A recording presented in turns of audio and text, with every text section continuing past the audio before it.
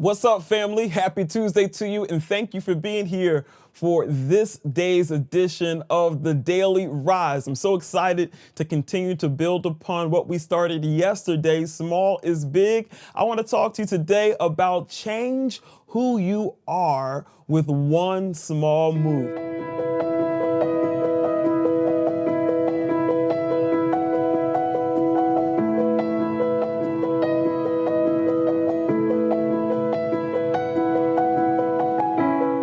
That's what we're going to do today. We're going to change who we are with just one small move. Why?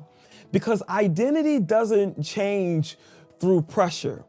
Identity changes through practice. When we think about our lives and we think about our growth, we sometimes forget that Paul says that we got to be transformed by the renewing of our mind. That's a practice, that's a process. But we often think, if I want to be different, I need to be someone who has this dramatic encounter. I need a big moment. I need a life-shifting experience. But the truth is, you become who you are through the accumulation of many tiny internal choices. You know, one small move in your life can shift your entire identity. When Paul says that we are his workmanship, he's using a Greek word, poema. Poema means poem. It can mean artwork. It can mean anything crafted stroke by stroke. And this is what God does. God shapes identity like an artist, quietly, gradually, intentionally, one brushstroke at a time. And what I want you to think about when we think about our identity and who we are being wrapped up in God's work, then that means that my identity is tied up in what God does and not merely what I do.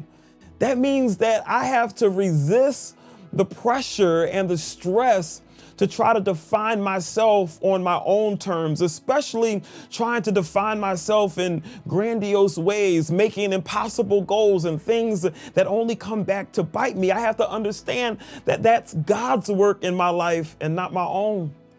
God's work, one brushstroke at a time. So here's your identity challenge today.